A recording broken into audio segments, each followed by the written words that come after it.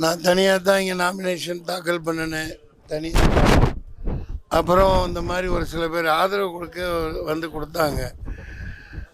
அப்புறம் பார்த்தா ஒவ்வொரு இடத்துலையுமே கயவன் கருணாநிதின்னு பயங்கரமாக ஏசிட்டு இருந்தாங்க. அதிமுகவை தொடவே இல்லை. பின்னாடி 4-5 வாகனங்கள் இருந்ததுனால அதுலேயும் அதே மாதிரி பிரச்சாரம் பண்ணியிருக்காங்க. கவனத்துக்கு வந்தவுடனே அப்புறம்தான் பார்த்தா பெருசாக லம்பாக ஏதோ பண்ணாங்க அதிமுகவில் வாங்கிட்டு. ரொம்ப கூட நின்றுட்டுருக்கிலே சொல்லுவாங்கள்ல, நின்றுட்டுருக்கிலே பேண்ட்டை உருவுறான்னு, அந்த மாதிரி அதிமுக பக்கத்தில் அவங்கள விலைக்கு வாங்கிட்டு அல்லது இவங்க விலை போய் இவ்வளோ பெரிய துரோகம் நடந்தனால அவங்கள அப்பா நீ ஆதரவு வேணாம், தயவு செஞ்சு போயிருங்கன்னு அனுப்பிச்சிட்டேன். நான் இப்போ இந்த மக்களோட அன்பு, அவங்க மேலே வச்சுருக்கிற பாசம், அதுக்கு நான் துரோகம் செய்ய மாட்டேன். நான் யாரும் எனக்கு ஆதரவும் தர வேணாம். மக்கள் எனக்கு அவ்வளவு என் முகத்துக்கும் என் உழைப்புக்கும் என்னோடய கேரக்டருக்கும் இந்த மக்கள் எம்பியாக தேர்ந்தெடுப்பாங்க. அந்த நம்பிக்கை முழுசாக இருக்குது. இது முதல் செய்தி. அதிமுக ஏன் இப்படி பண்ணாங்கன்னு தெரியல. அப்புறம் நேற்று நான் பிரச்சாரம் பண்ணையில் எல்லா இடத்துலையும் இப்போ கொள்கை ரீதியாகவும் அவங்களோட வேலைப்பாடு முன்ன வச்சு தான் நான் விமர்சனம் பண்ணி எல்லா கட்சியும் விமர்சனம் பண்ணி தான் நான் ஓட்டு கேட்டுட்டு இருந்தேன். அந்த விதத்தில் ஜெயலலிதா அம்மா இரும்பு பெண்மணியை சரியாக மத்திய அரசாங்கம் அவங்கள கையில் பக்கத்தில் இருந்த ஆளை வச்சு தீர்த்து கட்டினது. அவர்களுக்கு இவங்கெல்லாம் ராஜ விசுவாசின்னு சொல்லிட்டு இருந்த எடப்பாடியார், ஓ பன்னீர்செல்வம் மற்ற எல்லா அமைச்சர்களும் 3 தடவை அந்த அம்மா முதல் மந்திரி ஆகிச்சு. ஆனால் 75 நாள் ஆஸ்பத்திரியில் போட்டு எட்டி பார்த்துருக்கோம், யாராவது காப்பாற்ற வரலையான்னு. அதை நான் எடுத்து சொல்கிறதுல என்ன தப்பு? அப்படி சொல்லிவிட்டு யாருமே விசுவாசமாக இல்லாதவங்க இன்றைக்கி வந்துட்டு இந்த சிஏஏ என்ஆர்சி இது ஒரு மனித குலத்துக்கு எதிரான ஒரு இதுக்கு துணை போனதுனால நான் 38 தொகுதிகளையும் நான் இந்தியா கூட்டணியை ஆதரிக்கிறேன்.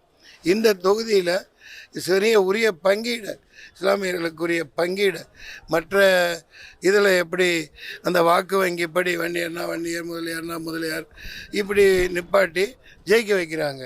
அந்த விதத்தில் இவர்களுக்கு அந்த மாதிரி பிரதிநிதித்துவம் தராதனால நான் இங்கே தனியாக நிற்கிறேன். என்னோடய ராகுல் காந்தி அல்லது பிரியங்கா காந்தி தான் பிரதம வேட்பாளர். இப்போ நீங்கள் கேளுங்க.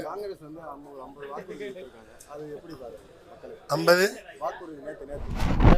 அப்படியே வரவேற்கிறேன், பார்க்காமே வரவேற்கிறேன். இப்போ எதிர்கட்சின்னு யாரும் இல்லை. மோடி அவர்கள் பாதி அருணாச்சல பிரதேசம் ஆக்கிரமிச்சிட்டான் சீனாக்காரன். பாதி ஆக்கிரமிச்சிட்டான். பாதி அருணாச்சல பிரதேச தமிழ்நாடு அளவுக்கான இடத்த உள்ளே பூந்து எடுத்துக்கிட்டான். கோல பிரதமர் ஒரு வாய் திறக்க மாட்டேங்க, சீனான்னு வாய் திறக்க மாட்டேங்கிறார். ஏண்டா அதானி அம்பானியோட கான்ட்ராக்டு பட்டேல் சிலை செஞ்சது அங்கே தான். ரொம்ப கேவலமாக இருக்குது. அதனால் இது ஆபத்தான காலம். அதே போல் மத்திய அரசு வந்து வட மாநிலங்களுக்கு அதிக நிதி கொடுக்குறாங்க, தமிழகத்துக்கு வந்து நிதியே வந்து கொடுக்க மாட்டாங்க. அதெல்லாம் எல்லாத்துக்கும் தெரிஞ்சது. தமிழ்நாட்டை ஒழிக்கணும்னு பண்ணுறாங்க. அதை எதிர்த்து தான் அதிமுகவையும் பாஜகவையும் எதிர்த்து தான் எனது பிரச்சாரம் இருக்கும். இப்போ என் பக்கத்துலேயே நிற்கிறவங்கள பாரு விலைக்கு வாங்கி இந்த அளவுக்கு பண்ணனால. இன்னொன்று, நேற்று பிரச்சாரத்தில் விமர்சனம் பண்ணிட்டு போயில வேப்பங்குப்பம்னு ஒரு இடத்துல ரம்ஜான் இறுதி ஜும்மா நான் பிரச்சாரத்தை முடிச்சுட்டு போனோடனே பின்னாடி வந்து அதிமுக தகராறு பண்ணியிருக்காங்க, கேவலமாக பேசியிருக்காங்க. நான் வெளியே வந்து பார்த்தா ஓடி போயிட்டாங்க. அது வழக்கு கொடுக்கணும், இந்த பிரச்சாரத்தில் இருக்கனால முடியாமல் இருக்கேன். காங்கிரஸ் வந்து ஜெயிச்சுன்னா வருஷத்துக்கு 1 லட்ச ரூபா ஒரு குடும்பத்துக்கு தரணும். 1 லட்ச ரூபா வரவேற்கிறேன். அதை முன்னெண்டு வரவேற்கிறேன். நான் இங்கே கடை 2 லட்ச ரூபா 5 லட்சம் பேருக்கு தரணும்னு சொல்லியிருக்கேன். அது சாத்தியம்தான். மோடி எப்படி 25 லட்சம் கோடியை தள்ளுபடி பண்ணுறாரு அதானிக்கு, நிறைய குஜராத்திகளுக்கு கடன் கொடுக்குறாருல. ஸோ அது சாத்தியம்தான். வரவேற்கிறேன். 9ஆம் தேதி மன்சூர் அலிகான் நிற்கிறனால வர்றார். ரோட் ஷோ மாநாடா வரட்டும், நடத்தட்டும். மணிப்பூரில் போய் மாநாடு நடத்தணும் இல்லையா? அருணாச்சல பிரதேசத்தில் போய் மாநாடு நடத்தலாம். வராரு, நான் நிற்கிறதுனால வர்றாங்க. ஓட்டுக்கு அங்கிட்ட 10,000 எங்கிட்ட 10,000 கொடுக்கலாம். சரி வாங்க, நான் கிளம்பணும். பிரபலங்கள் யாராவது நான் ஒருத்தன் தான் பிரபலம், வேணாம் கொஞ்சம் கூட ஆதரவு கொடுக்குன்னு வந்தவன் எத்தனை கோடி கொடுத்தாங்கன்னு தெரில. என்னை பக்கத்தில் நிற்க வச்சுக்கிட்டே என்னை வேலை பேசுகிறாங்க. அதுதான் பிரச்சாரத்துக்கு போனால் எல்லாம் ஒரு மார்க்கமாக பார்த்தாங்க. ஸோ அவன் இருந்தால் போடுற ஓட்டு போட மாட்டாங்கன்னு எல்லாம் சொன்னாங்க. அதனால் எனக்கு ஆதரவே வேணாம் சாமி, என்னை விடுங்க. நான் மக்களுக்கு கடன்பட்டிருக்கேன். எப்பா நான் வேணுமா வேணாமா, உங்களுக்கு வேலைக்காரனாக வருவேன், நல்லா வேலை செய்வேன், போயிட்டு வரேன். சரி வாங்க வாங்க வாங்க. இப்போ தாமரை மலராதுங்கிறாங்க. அதனால் நம்ம என்ன பண்ண போகிறோம்,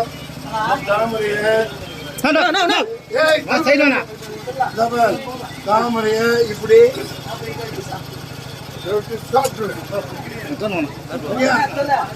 இந்த 2 இலையை போடுங்க. பின்னாடி வேணாம், ஒயிட் வர ஒரு நான் ஒயிட் வர உள்ள போகணும். அப்புறம் எத்தனை வேணாம்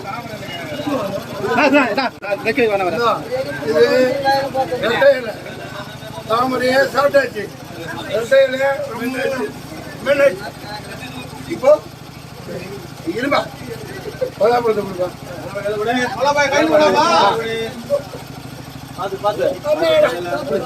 பலாப்பழம் ஜெயிச்சேன். தாமரை தின்னாச்சா?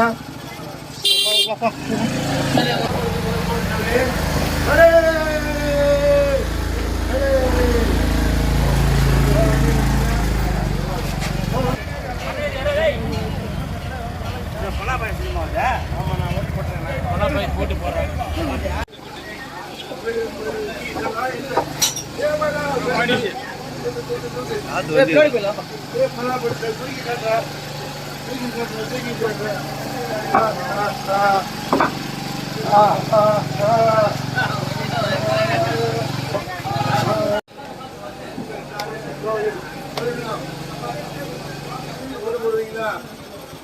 எல்லாத்தையும் பார்க்கணும்.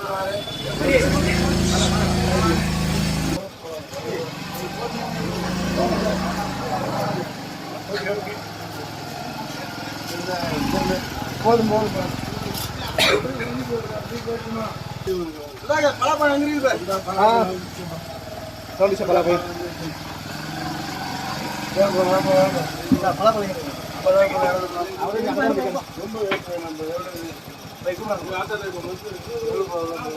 ஐயா உங்களுக்கு தான் கேட்குறேன்.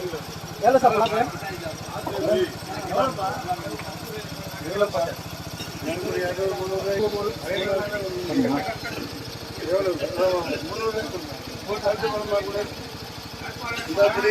ஆமா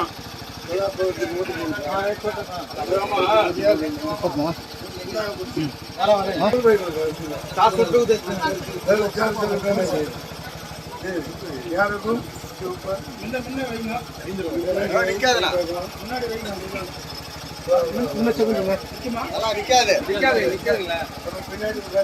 சின்ன பையன் சின்ன பையன் நீ உட்காந்து அப்படி பிடிச்சிக்கோ. சொல்லு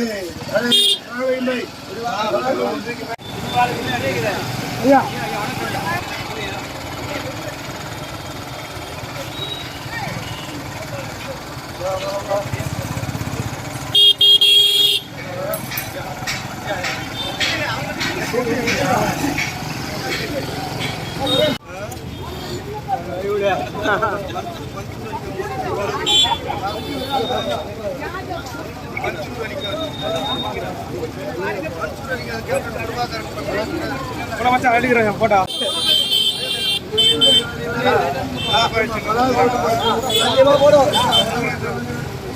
ப்ரோ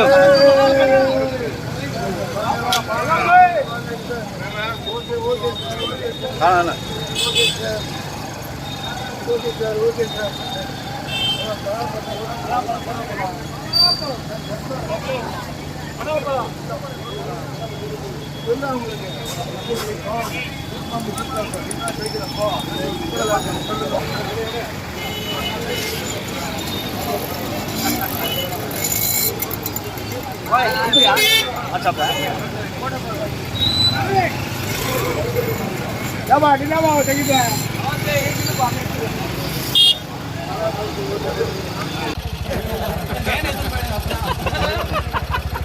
தண்ணீர் மாதிரி தான் கபடி நான் குடிக்கிறேன்.